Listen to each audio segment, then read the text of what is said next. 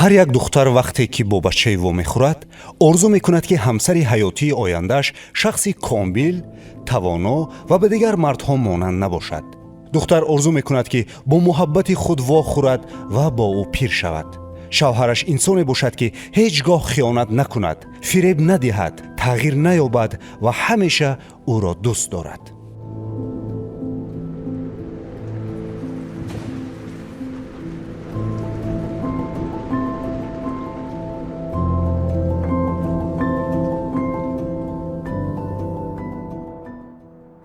сабоҳат ғафурова ҳам пас аз шавҳар кардан худро хушбахт тасаввур мекард. бо шавҳараш зиндагии хубе дошт. зиндагии онҳо аз он замон тағйир ёфт ки дар оилаашон кӯдаки ғайриоддие таваллуд шуд. меҳрбахш дорои спектри аутистӣ буд. мушкилӣ ва муаммо аз ин ҷо оғоз гардид. бисёр ҳам роҳ афтода шуда будем. мо дар Федератсияи Россия ба мо диагнози аутизм монда набуда, фақат задешка реча монда буда. баъд дар ин маркази тиббии синапс нейробилизатсия омадем, баъд гуфтанд ки аутизм гуфтанд. баъд бисёрам роҳ афтода шудем. хакун то ҳамин ҷоқа мо вай накарда будем, тан нагирифта будем ки фарзандам ҳамчун ҳамихе аутизм. баъд мана ҳозир нах шуда истодааст, хуб шуда истодааст. баъд акун вай канем зиқ шудем. ҳолиам муҳум дар номо зиқ, ҳолиам зиқ, ҳолиам акун ҳозирча состояние баҳчама дида ман сал акун дига хеш шудагӣ. манам ҳолиам мана тӯй мешавад, вай мешавад, ман хурсанд нестем, акун мешавад. хурсандӣ нест ман ба фақат де. мехе. ҳозирча худо ба шукр нағз. баҳчаам нағз ки манам нағз амин. насрини манам ҳамин нағз бошад, манам нағз мешам. амин гап зада нағз шуда биравад агар нағз. як ҳозир суханрониш мондагӣ, ҳама ҷиҳата нақш шудагӣ. шавҳар аз зан ва писари бемор даст накашид ва сабоҳат бо ҳамсари ҳаётияш ба тарбияи кӯдак пардохтанд. шавҳарам нағз падешка кара вай мекунанд. мана барои ҳамин дар Федератсияи Россия кор кара истодам. ма барои меҳрбахшона табобаташ бисёр маблағ байд зарур барои ҳамин вай кар истодан. хела муноқисаҳо байни вай нест муҳим ба хела. мо ядриго мефаҳмида вай кара гаштем кор кара. ман мехоҳам ки бар оилаи худ ягон фоида биёрам. ба ҳамроҳи шавҳарам кор карда вай карда барои ман кор кунам. меҳрбахш барои ман як кор аст ки мебарам, мебиёрам ва тарбия карам дар кор. аслан аутизм ин беморӣ нест.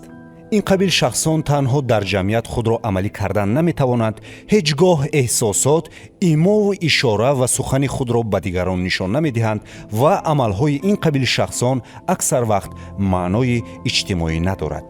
меҳрбахш ҳоло 6 сол дорад. ӯро пизишкон аутист расм муқаррар карданд. ҳоло модараш сабоҳат бо кӯдакии худ чӣ тавр муомила карданро медонад, аммо дар аввал азоб мекашид. гӯё модар бо тарбияи махсуси фарзанд машғул гардид ва худ мутахассис шуд. вақте ки ба меҳрбахчон диагнози аутизм гузоштанд, ман хеле ба ҳайрат афтодам ки аутизм худаш чӣ, ман намедонистам. баъд ба интернет даромада ёфта хондем ки аутизм ин беморӣ нест, ин просто кӯдак ба хаёлоти худ рафтааст. инро бо дорую таблеткаҳо табобат карда намешавад. ва кӯдакони аутизм инҳо бисёр озода ҳастанд, бисёр чиркиниро намехоҳанд, дурӯғгӯиро дурӯғ намегӯянд, бисёр честни ҳастанд ин кӯдакҳо. баъд бо алда намекунанд, дӯст медоранд як касро. бисёр мана фарзанди ман омада ачош мекунад ҳамая. ки вай кунад рафта ачош мекунад, нағзи дада вай кара. бисёр муомилаи хуб доранд. бисёре аз волидайнро саволе ба ташвиш меорад. чӣ гуна бояд фаҳмид ки кӯдак спектри аутистӣ дорад ва он бори аввал дар кадом сину сол пайдо мешавад? бештари вақт ин ташхис ба кӯдакони аз 3 то 5 сола гузошта мешавад ва онро аутизми барвақтии кӯдакӣ ё ин ки синдроми Каннер меноманд. принсипҳои омӯзиш ва тарбия аз шакли аутизм вобастагӣ дорад. нишонаҳои аутистҳо ин ғалатгуфторӣ, набудани робитаи эҳсосӣ бо одамон, пеш аз ҳама бо волидайн мебошад. бори аввал модари меҳрбахш сабоҳат аз ҳаракатҳои ғайриоддии фарзандаш пай бурд ва дарк кард ки фарзандаш мисли дигарон нест. меҳрбахшро барои муолиҷа ба беморхона оварданд. дар аввал дар раванди рушд муаммоҳои зиёде дошт, аммо бо гузашти вақт ва тамринҳову таълими махсус ҳоло ҳолати хуб дорад. Мехрбах пришел к нам в начале апреля. Мальчик пришел, в руках держал всевозможные этикетки, не хотел ни с кем общаться, никого не слышал и был очень гиперактивный. Этикетки всевозможных там конфеток, и постоянно он шуршал. Ему нравилось это говорило о том, что у него была, во-первых, нарушена сенсорика.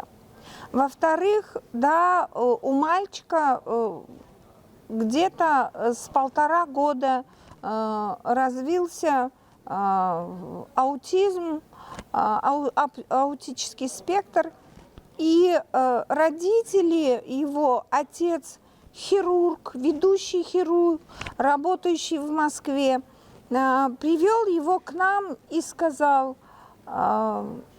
помогите мне. Да, первый курс, после того, как мы привели его вестибулярный аппарат в порядок, ребенок стал понимать, что ему говорят, и отзываться на свое имя.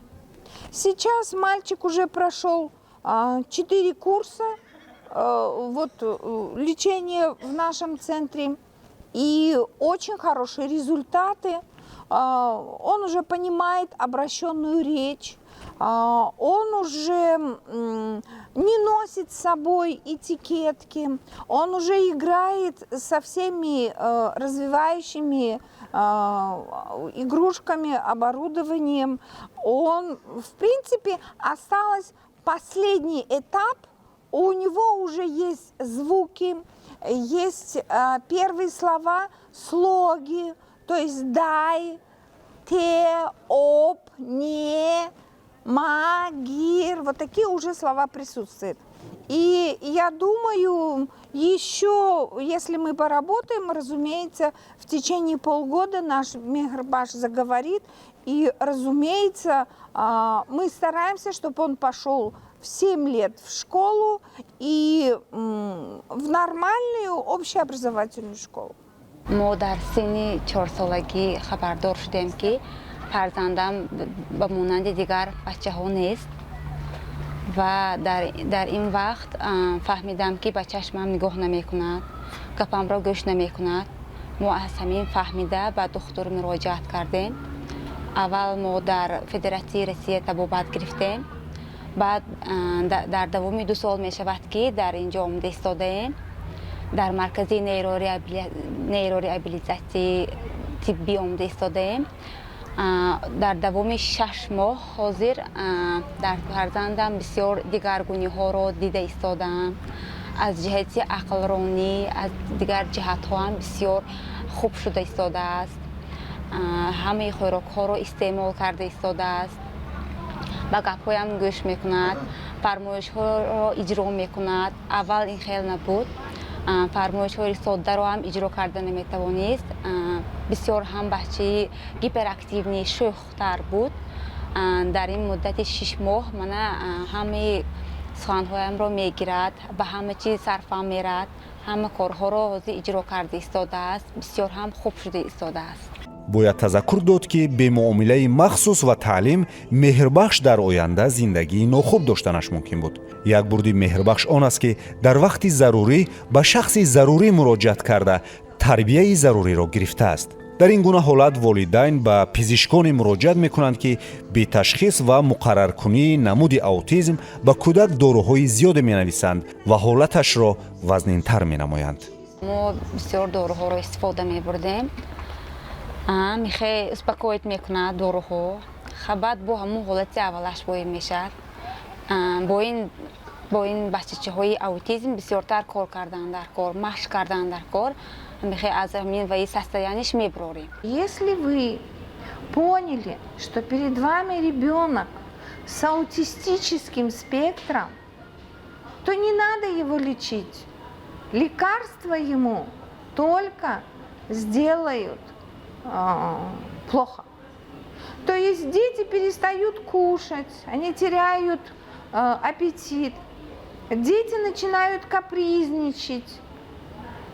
Ну и многое такое, что к чему приводят лекарства. Лекарства обычно дают успокаивающие, чтобы наш ребенок не буянил.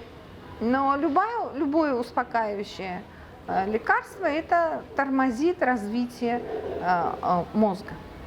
Надо заметить, что мозг, желудок, печень очень сильно связаны с собой.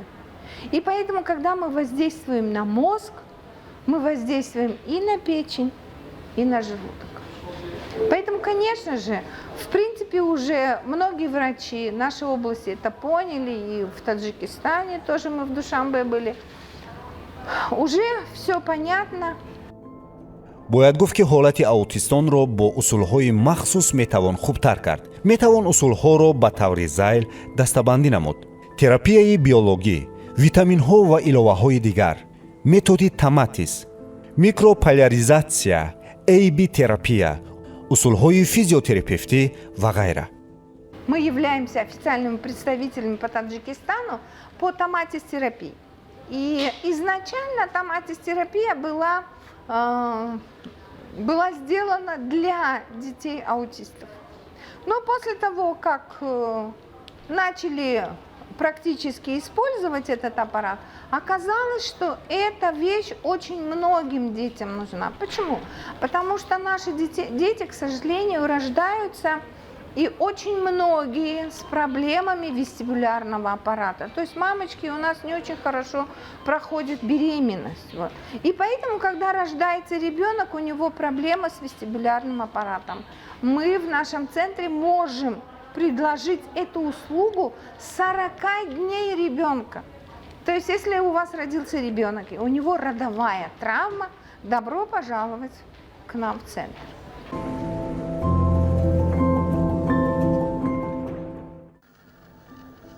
асадбек бошад дар натиҷаи дер фаҳмидани волидайн ва табобатҳои нодурусти тӯлоне ки аслан бояд ин гуна шахсон бо дору табобат карда нашаванд, аз рӯи меъёр ҳолати на он қадар хуб дорад. ӯро солҳои дароз табобати нодуруст карданд.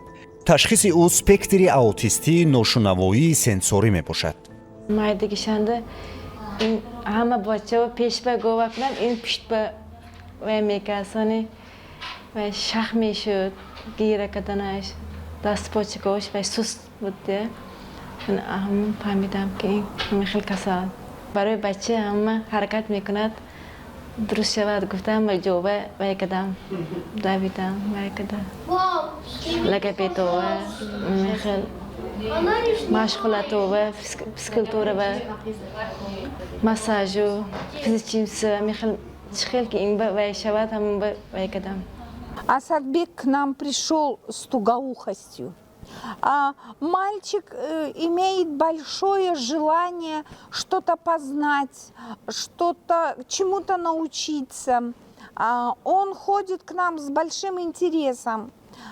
После первого сеанса, после того, как мы привели его вестибулярный аппарат в порядок, Асадбек простился со своим аппаратом. К сожалению, с 7 лет он уже ходил с аппаратом, ему поставили диагноз тугоухость, но после первого сеанса мы поняли, что это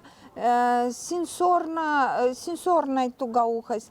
И поэтому после первого курса мы сняли аппарат.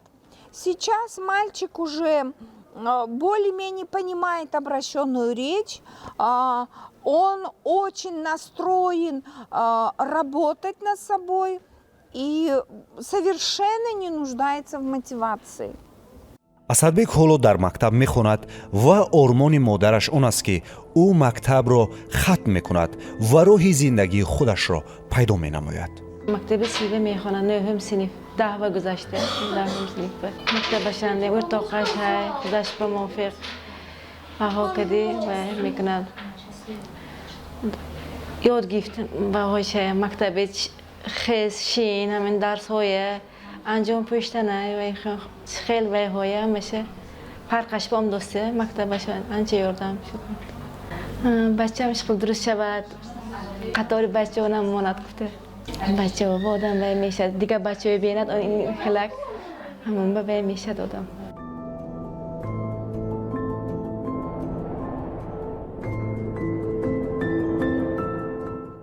барои таъмини таълими инклюзивӣ ба кӯдакони дорои аутизм то ҳол барномаҳои вижаи давлатӣ ба нашр нарасидаанд ва дар мактабҳо низ барои кӯдакони имконияташон маҳдуд шароити инклюзивии таълим ба пуррагӣ муҳайё нест. бояд тазаккур дод ки соли ҷорӣ асосгузори сулҳу ваҳдати миллӣ пешвои миллат ҷаноби олии президенти ҷумҳурии тоҷикистон эмомалӣ раҳмон дар паёми худ қайд кард ки дар кишвар се мактаби инклюзивӣ барои кӯдакони дорои маъюбият сохта ба истифода дода шавад ва мутахассисони соҳибкасб ба кор ҷалб гарданд.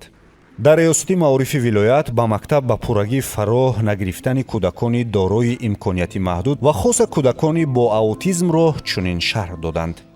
дар тобеати риёсати маорифи вилоят 14 мактаб интернатҳо амал мекунад ки аз онҳо 4 мактаб интернати махсус мебошад барои кӯдакони имконияташ маҳдуд ки яке аз онҳо мактаб интернат барои кӯдакони кар ва шунавоишон сусти нои бобоҷон гафуров, дуюм мактаб интернати махсус барои бачагони қувваи босираашон суст ва зарири шаҳри Исфара, мактаб интернати давлатӣ барои кӯдакони имконияташон маҳдуди шаҳри Хуҷанд ва комплекс кӯдакистон мактаби махсус барои кӯдакони қувваи босираашон суст ва нобинои шаҳри Хуҷанд. алҳол дар вилоят 3023 нафар кӯдакони маъюб ба таълим фаро гирифта шуда, аз онҳо 1922 нафар дар мактабҳои миёнаи умумӣ ба таълиму тарбия фаро гирифта шуданд ва 1101 нафар дар хона ба таълими хонагӣ фарогир шуданд. барои кӯдакони имкониятшон маҳдуд ки мо онҳоро ба мактабҳои миёнаи умумӣ ва ба мактаб интернатҳои махсус онҳоро фарогир карда ҳастем, лекин ҳоло ҳам дар ин самт албатта барои пурра фарогирии кӯдакони имкониятшон маҳдуд бо тамоми шароитҳо муаммоҳо низ мавҷуд аст ки онро дар конвенсие ки охирин қабул шудааст, конвенсия дар бораи ҳуқуқҳои маъюбон дар давраи то соли 2024 ки аз 23 феврали соли 2020 қабул шудааст, дар ҳамон ҷо оид ба камбудӣ ва муаммоҳое ки дар ин самт вуҷуд дорад корбарӣ албатта рафта истодааст ва чӣ хеле ки ҷаноби олии асосгузори сулҳу ваҳдати миллӣ пешвои миллат муҳтарам президенти ҷумҳурии тоҷикистон муҳтарам эмомалӣ раҳмон дар баромади худ таъкид карда гузаштанд ки бояд ки 3 мактаб интернати махсус бунёд карда шавад, сохта ба истифода дода шавад ки якеаш дар вилояти Суғд дар назар аст. барои ҳамин албатта дар ин самт аз тарафи риёсати маорифи вилоят низ корбарӣ рафта истодааст. равоншиносон зикр мекунанд ки кӯдакони дар раванди рушд муаммо дошта, хоса кӯдакони бо спектри аутизм бояд дар радифи кӯдакони солим ба таҳсил фаро гирифта шаванд, зеро пас аз хатми мактаб онҳо ба ҷомеаи фарогир бояд омода гарданд. гуфтан ҷоиз аст ки мутахассисон ва волидайн кӯдакони бо спектри аутизми расро барои ба мактаб омода менамоянд, аммо мутаассифона дар вилояти Суғд ин гуна кӯдакон на ҳамеша ба мактабҳои миёнаи таҳсилоти умумӣ фаро гирифта мешаванд. ин зарбаи сахт барои ҷомеаи шаҳрвандӣ, мутахассисон ва волидайн ба ҳисоб меравад.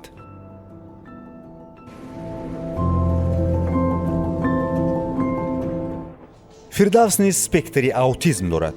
ӯро дар аввал ба боғча нагирифта буданд. ӯ бо шарофатӣ ташкилоти ҷамъиятии чашмаи модар ва матонати волидайнаш ҳоло дар боғча таҳсил мекунад ва ба мактаб омода мегардад. бо ҳамсолонаш хушмуомила аст. ӯро дар ҷомеаи боғча хуб қабул карданд. бо ҳамсифонаш мехонад, механдад, бозӣ мекунад. Мене ин 2 солагиш уже бача аҳамиятим, бача бесарамҷон, бача безота буд. Гап ба гӯш намекард, номаша гирӣ агар аҳамият намедод. Хай мана сони духтурово муроҷиат кардем ки мана михел бачаҳомо михел гап занем, гуфтем мо аҳамият наметиҳад, номаша гирим аҳамият наметиҳад.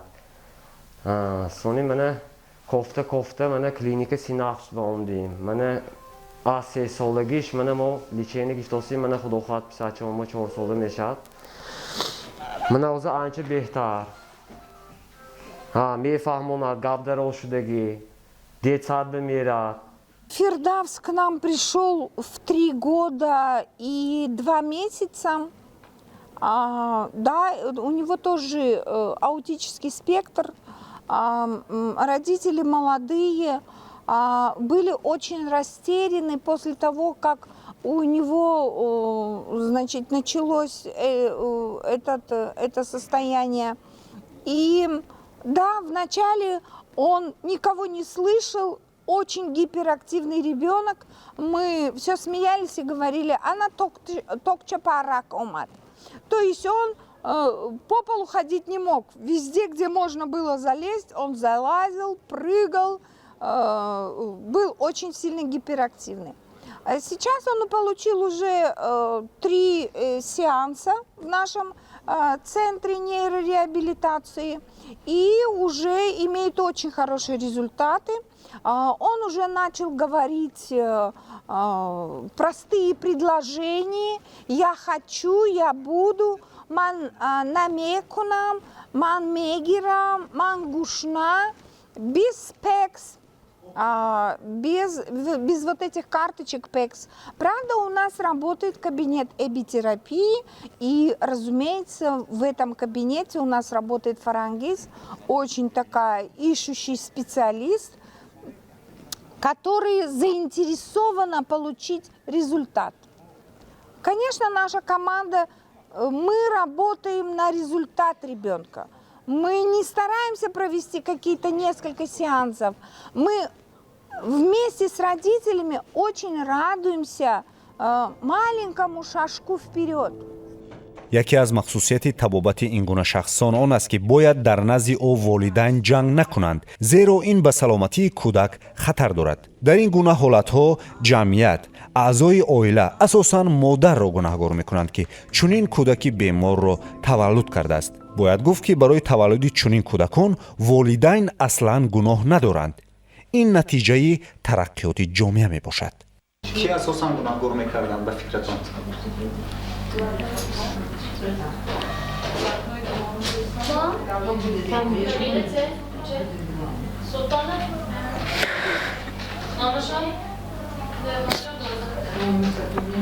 مادر میگه فقط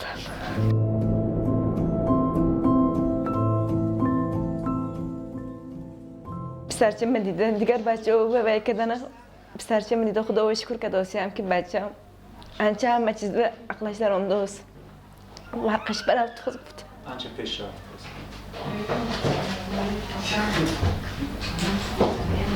اطرافیان همین خیلی که های همه خیلی قبول کردن. من همین خیلی که فرزندم های من دست من نپرتافتم روی افتاده نشدم. من حرکت کردم که بچه‌ام به خاطر همه درات برای همین جنگ و جنجال کردن در کار نه. تیمبولی پیشی بچه اخلاق جنگ و جنجال چقدر مول شود بچه استرس میگیرد بچه آبودگیش بهتر میشد همه قدر کارهایی که داشتیم ما بیفایده میشد برای همین جنگ و جنجال کردن در کار نه روی افتاده شدن در کار نه کار کردن در کار بچه من خدا شکر پیش میرسونه гуфтанд ҷоиз аст ки кӯдакони гирифтори спектри аутизм хоса нобаробариҳои спектри аутистӣ ба шароити махсуси таълимӣ ниёз доранд, аммо маҷмӯи ин шароит вобаста ба махсусиятҳои фардии кӯдак фарқ мекунад. масалан баъзе кӯдакон ба дастгирии хеле кам ниёз доранд. агар муаллимон хубтар огоҳ мешуданд метавонистанд ба онҳо самараноктар даст диҳанд. дигар кӯдакони гирифтори спектри аутизм ба дастгирии бештар ниёз доранд. масалан ин гуна шахсон нуқсонҳои зеҳнӣ доштанашон мумкин аст ки бояд омӯзгор ба он диққати бештар бидиҳад. кӯдакони аутист рас ба мураббиёни махсуси дорои таҷрибаҳои дарсгузарӣ бо усулҳои муосир, барномаҳои мувофиқ, таҷҳизоти махсус эҳтиёҷ доранд. аз ин рӯ на ҳамеша кӯдакони дорои аутизм ба мактаб ҷалб карда мешаванд.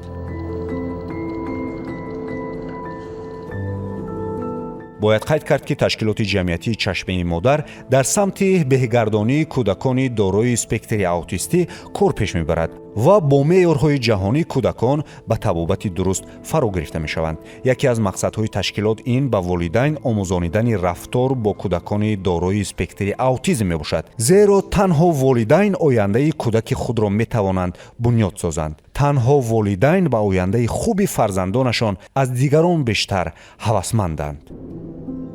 Самое главное для детей с аутическим спектром – это социализация. Да, они немного не похожи поведением на других детей. Да, они привлекают к себе внимание. Да, они не всегда понимают обращенную речь. Но таких детей нужно брать в общеобразовательные школы для того, чтобы у этих детей прошла социализация. И не только это полезно для самих детей с аутическим спектром, это полезно и для детей, которые учатся вместе с ним в этой школе. Они начинают понимать, что да, есть на свете и такие дети. А в дальнейшем, когда они вырастают, у них развивается большая терпимость. Они понимают, что да, на свете живут разные люди, не только по национальности, но и по поведению, но и по интеллекту.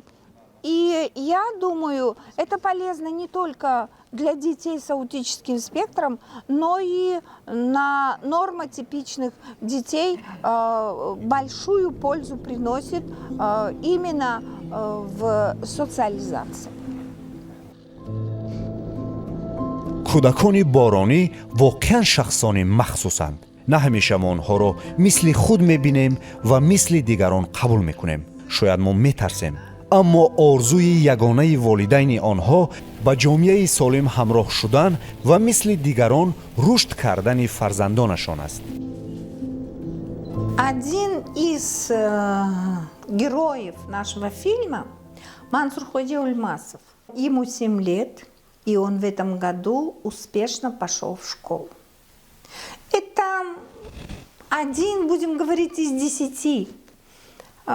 Специфика нашей области такова, что многие родители, у которых дети уже, в принципе, вошли в колею нормальной жизни, не хотят, чтобы люди узнали, что вот у них такой ребенок.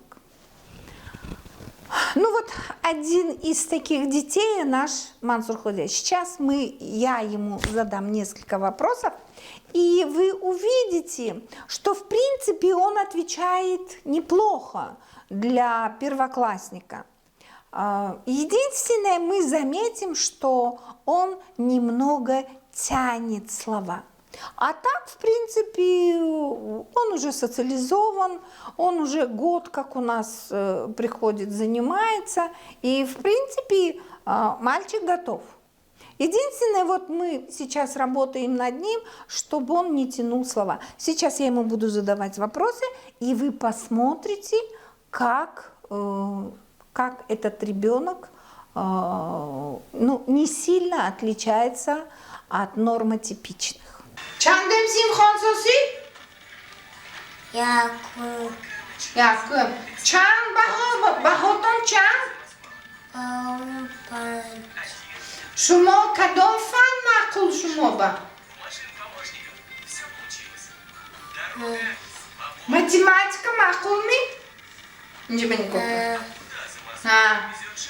Ду ҷамъи ду чанд? Чор. Як ҷамъи як. Як ҷамъи як баробар аст ду.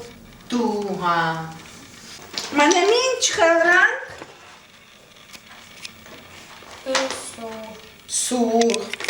Инаш чӣ хел ранг? Сабз. Инаш чӣ хел ранг? Кабуд. 4 و 5? 5. شما با مکتب مخدومی؟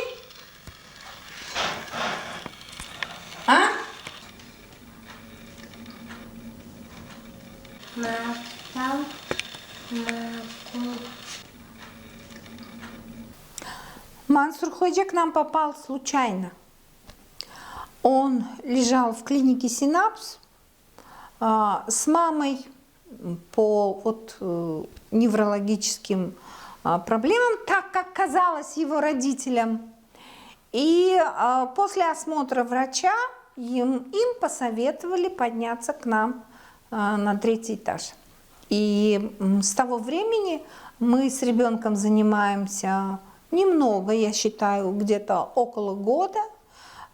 И вот ребенок вообще молчал, на свое имя не отзывался. Правда, когда начинаешь его теребить и спрашивать, что-то пытался ответить. Но в течение года вы увидите результат, который мы, в принципе, получаем постоянно. И если вы, дорогие мои родители, не случайно, а прямо к нам приведете таких родителей, в течение года мы поможем вашему ребенку, будем говорить, встать в строй всех детей. ташкилоти ҷамъиятии чашмаи модар соли ҷорӣ барномаи мобилиро дар мавзӯи кор бо кӯдакони бо спектри аутизм сохта ба шабакаи интернет гузошт. ин аввалин барномаи махсус бо забони тоҷикӣ ба ҳисоб меравад. минбаъд ҳар хоҳишманд ки кӯдаки спектри аутизм дорад метавонад барномаро ба телефони худ зеркашӣ намояд ва аз он истифода барад. масъулин мегӯянд ки барномаи мобилӣ на танҳо барои кӯдакони дорои спектри аутизм сохта шудааст, балки онро волидайн ба ҳама кӯдакон истифода бурда метавонанд. барномаро аз синни 1.5-2 солагии кӯдак барояш истифода бурдан мумкин мебошад. приложение махсус аз тарафи барномарезони ширкати мо сохта шудааст ки имрӯз ҳам мутахассисон, ҳам муаллимон, ҳам волидайн ва ҳам талабаҳо метавонанд онро ба телефон ва планшети худ зеркашӣ кунанд, яъне установка кунанд ва истифода баранд. то сохтани ин приложение ҳам мутахассисон аз кортҳои ки аз варақ сохта шудааст истифода мебурданд. дар кортҳо сурат ва номи предмет, мева, сабзавот ва ғайра дароварда шуда буд ки бо он дарс мегузаштанд. лекин имрӯз ҳамаи ин чизҳо аллакай дар приложение ки аз тарафи мо сохта шудааст насб карда шудааст. ҳамчунин мутахассисон метавонанд кортҳои навро илова кунанд. бояд гӯям ки дар приложение ба ғайр аз сурат ва номи предмет ҳамчун овоз ҳам насб кардан мумкин аст. то есть номи предметро бо овоз гуфта насб кардан мумкин аст. ин ҳисоб мекунем беҳад муҳит аст барои гузаштани дарсҳо. ҳамчунин дар приложение мо имконият ҳаст мутахассисон ба талабаҳо вазифаи хонагӣ гузоранд, онро назорат кунанд, яъне аз девайси худ медароянд, вазифаи хонагиро муайян мекунанд барои ҳар як талаба ва ба иҷрокунӣ медиҳанд. талаба бошад аз девайси худ медарояд, яъне планшет ё телефон медарояд, вазифаи худро иҷро мекунад ва ин ба таври автоматикӣ ба муаллим ё мутахассис хабардор карда мешавад ки вазифаро иҷро кард ё накард. ҳисоб мекунем ки сохтани ин приложение барои дарсгӯиё осон карданд ва беҳад пешравии калон аст. агар ба олами ботинии кӯдакони дорои спектри аутизм назар афканем, он тозаву беолоиш, зебову бефиреб, бедуруғу муҷаллост. ин гуна шахсон ҳеҷ гоҳ хиёнат намекунанд, фиреб намедиҳанд ва ҳамеша содиқ мемонанд. кӯдакони дорои спектри аутизм оламро зебо тасаввур менамоянд ва онро рангоранг мебинанд. ин қабил кӯдакон бо дили бузург ва кушод оламу одамро ба дил ҷой медиҳанд. аммо ҷаҳон ва одамон, волидайн ва наздиктарин шахсон барои қабули онҳо омода нестанд. биёед онҳоро бо тамоми гармӣ қабул мекунем.